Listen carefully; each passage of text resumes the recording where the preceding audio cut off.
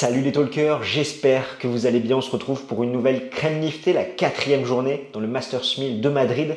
Au programme en entrée, Carlos Moya qui allume Patrick Mouratoglou. En plat, on va parler des matchs du jour avec notamment le retour à la compétition de Rafael Nadal contre Kekmanovic. Et en dessert, on se projettera sur une affiche très alléchante entre Novak Djokovic et Andy Murray. Installe-toi bien confortablement, bon appétit et jingle.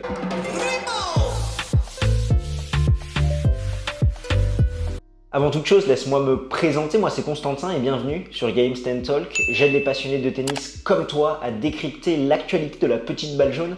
Alors si c'est quelque chose qui t'intéresse, n'hésite pas à smatcher le bouton pour t'abonner, sachant que nous allons avoir une couverture quotidienne sur le Masters 1000 de Madrid et d'une façon plus générale tout au long de l'année avec en ligne de mire notamment Roland Garros. On commence tout de suite avec la réponse de Carlos Moya à Patrick Mouratoglou. Le Français a déclaré que Rafael Nadal avait besoin de matchs pour atteindre son meilleur niveau et que par conséquent, il ne serait pas dans sa forme optimale pour Roland Garros. Et à travers ce tweet, Moya a rappelé plusieurs choses. Il lui a répondu que cela faisait 17 années de suite que Rafael Nadal était dans le top 10, qu'il a gagné Roland Garros 2020 sans perdre un set avec 3 matchs réalisés en 7 mois. Idem lors de l'Open d'Australie 2022 avec seulement 3 matchs en 6 mois. Donc voilà, c'était la petite réponse du coach de l'Ibérique au nouveau coach de Simona Alep. Et d'ailleurs, je ne sais pas si c'est le karma, mais Alep s'est faite fesser par Ronce Jabeur 6-3, 6-2.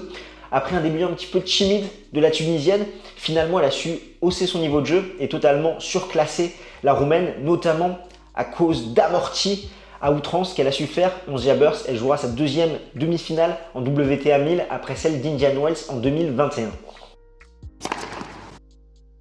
En plat, on passe tout de suite sur la victoire de Rafael Nadal qui s'impose 6-1, 7-6 contre Kekmanovic en moins de 2 heures. C'est un sacré retour pour l'Ibérique. Je rappelle quand même qu'il a été off durant 6 semaines dû à une fissure à la côte. Il revient contre un joueur en forme parce que Miomir Kekmanovic en 2022, avant cet affrontement contre Rafael Nadal, c'était 23 victoires pour 9 défaites. Il est resté sur 6 quarts consécutifs au moins. Donc c'était un sacré client et Nadal a parfaitement répondu à ce test avec un violent 6-1 dans le premier set où il commet seulement 4 petites fautes directes. Il va être impressionnant au niveau de ses déplacements, également de la puissance qu'il va mettre, de son agressivité où il va réussir à faire reculer son adversaire. Il va être très incisif côté revers. Et comme souvent depuis le début de l'année, notamment à l'Open d'Australie, après un très bon premier set de l'Ibérique, on va avoir un second set où il va avoir une petite baisse de régime. Et c'est là encore une fois ce qu'on a pu voir, sachant qu'il va faire la course en tête 2 fois dans le second set. Il va breaker rapidement le premier et derrière il va breaker pour servir pour le match. Il va se faire débreaker à chaque fois. Donc c'est vrai peut-être que cette interruption dû à la pluie ou le temps que le toit se ferme en début de second set va peut-être le perturber, va changer un petit peu le momentum avec un Kekmanovic qui va jouer de façon plus agressive. Mais Nadal va commettre plus de fautes inhabituelles où on pourrait penser qu'il est un petit peu plus rouillé, ce qui est tout à fait normal après un break de 6 semaines. En tout cas, il va finir sur un smash et sur un ace pour ne pas être en retard pour le match de Ligue des Champions entre Real Madrid et Manchester City. Il avait pris le rendez-vous, il avait demandé à Feliciano Lopez de ne pas le faire jouer durant ce match. Mais en tout cas, c'est un retour très très positif de l'Ibérique qui montre encore une fois qu'il arrive rapidement à s'habituer à sa surface fétiche. Sa copie est quasi parfaite. 3 aces, 3 doubles fautes, 68% de première, 73% de réussite derrière et 52% derrière sa seconde balle.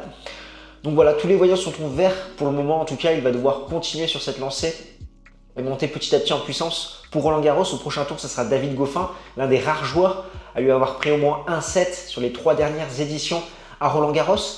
Et je me suis un petit peu intéressé à voir l'historique de Rafael Nadal dans ses entames de saison sur terre battue. En 2021, le premier set qu'il fait à Monte-Carlo, il met 6-1 à Delbonis. En 2020, 6-1 à Rome à Carreno Busta. En 2019, 6-1 à Bautista Agut à Monte-Carlo. En 2018, 6-1 à Bedene. En 2017, 6-0 à Edmund. Et c'est en 2016 qu'il met un set où il va concéder plus de 1 jeu. C'était contre Bedene, 6-3 à Monte-Carlo. Donc on voit que depuis quelques années, finalement, le premier set de Rafael Nadal sur terre battue est toujours très convaincant. C'est toujours très sec. 6-1, pourtant, en 2021, il ne triomphe pas à Monte-Carlo. Il va avoir une petite désillusion contre Roublev en quart de finale. En 2020, il va s'incliner en quart de finale à Rome contre Diego Schwartzmann. En 2019, pareil, il fait une très bonne entame de tournoi à Monte-Carlo. Pourtant, il va avoir un Fabio Fognini chaleur en demi-finale où il ne va pas exister. Et c'est finalement qu'en 2018 qu'il va mettre 6-1 dans son premier set de la saison sur terre battue avec ce Masters 1000 à Monte-Carlo et qu'il va décrocher le titre à Monaco. Mais sinon, 2019, 2020, 2021, il ne décrochera pas le titre lors de son premier tournoi sur terre battue malgré un score très sec sur le premier set disputé dans le tournoi.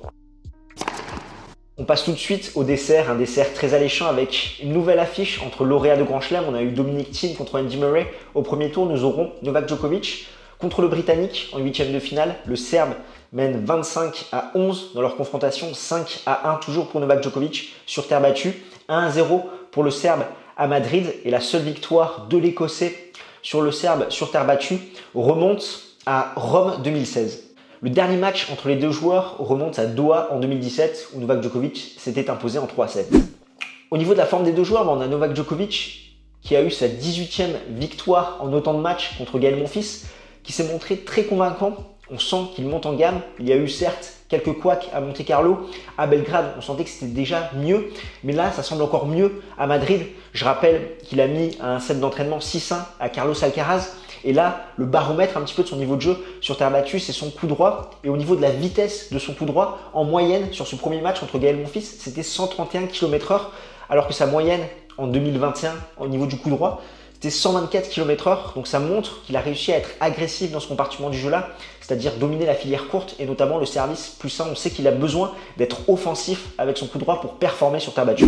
Concernant Murray, il n'avait plus gagné 2 matchs de suite depuis Sydney en 2022. Là, il s'est imposé contre Dominic Thiem en 2-7 et également contre Denis Shapovalov, cette fois-ci en 3-7. Il a fait 2 prestations très convaincantes alors que son dernier match sur terre battue remontait à 2020. Franchement, chapeau à Andy Murray. Avec sa hanche en métal, on sait qu'il a des lacunes pour se déplacer sur cette surface, qu'il ne peut pas forcément faire le geste qu'il souhaiterait au niveau de son coup droit, qu'il va manquer un petit peu de puissance dans ce compartiment du jeu-là.